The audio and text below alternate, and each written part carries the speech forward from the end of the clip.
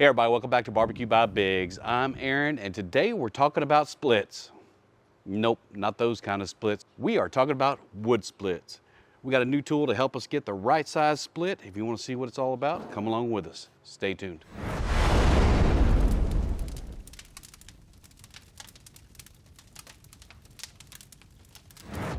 So what we're looking at today is a Kindling splitter. This is a ORHFS XXL Kindling splitter. We're gonna get this thing put together and show you guys how it works.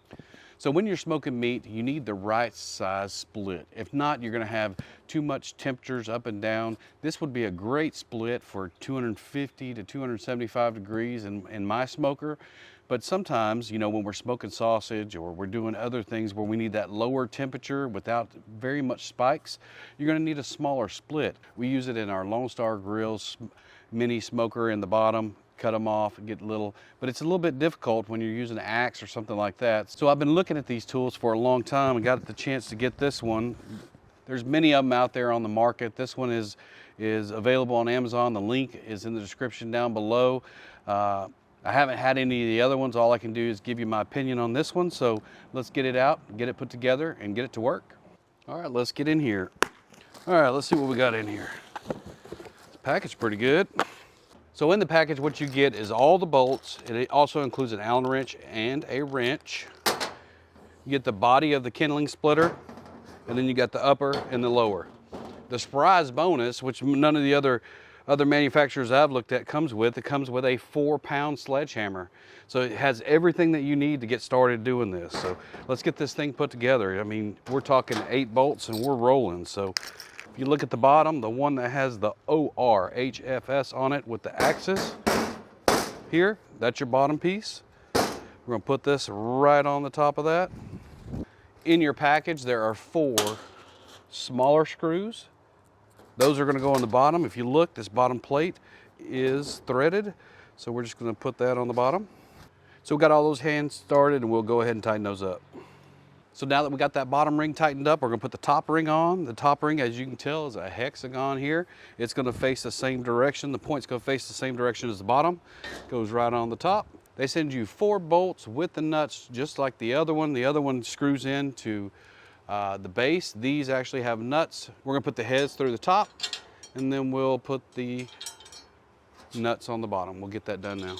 And remember, they gave us a wrench, and they gave us an Allen wrench. All right, got these good and tight. Just make sure. All right, good to go. All right, so this Kindling splitter, if you look, it's got about a 7-inch opening at the top. So you don't want to use this as your main wood splitting, but it will do. As long as you can get the wood in here, you should be able to get it down through and get it split. The thing is 15.5 inches tall, so it probably anything bigger than about a 16-inch split, it's gonna have a tough time getting through. So as long as your log will fit through here and it's able to split it, I think probably a 6 by 15-inch log, you could probably split it just fine. But everything else, probably need to use it as like it's designed, a Kindling splitter. We're gonna get it on the ground and we're gonna give it a test. We're gonna use their free 4-pound hammer to do it. All right, the first one we're gonna do is that one that we showed you earlier. We need about half of this to run our pit at about 150, 170 degrees for sausage. So we're gonna take it, put it right in the middle of this, take their 4-pound hammer that they gave us and give it a swag. Just as easy as that. Look at that. Perfect size. If you wanted to go smaller, let's just say you wanted to do Kindling size to start a fire, you could definitely do that really easy. One thing I wanted to point out to you is at the bottom there are bolt holes. So if you want to permanently mount this somewhere and make it more stable, you can do that as well.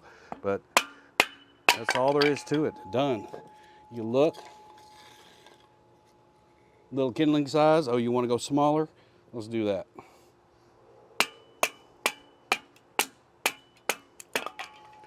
There you go. You got the smaller ones.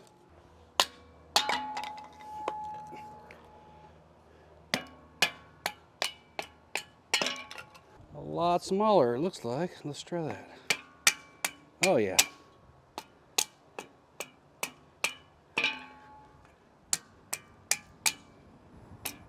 Looks like it'll go as low as the wood will let it. So, all right, looks like we got a good fire going here. The good thing about using kindling instead of maybe a big old dump of coal is that we can control where that fire comes and how big that fire gets instead of trying to guess how much charcoal we need to get to the lower set points that we're going to use. But if you need it to split it down to your size, you need it to split to kindling, this thing works pretty good.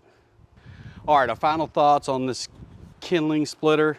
I tell you, it's pretty heavy duty, although it does bolt together, but it does come with lock nuts, so it stays together good. Using what it's designed for to cut up kindling, it works absolutely fabulous. If you're looking for something to get the right size split for the application that you're using, this thing works tremendously. It's a lot cheaper than some of the other ones, and like I said before, it comes with a 4-pound hammer. If you guys want one of these, there is a link down in the description. You can go check it out. And as always, thanks for coming along with us, and we'll see you next time.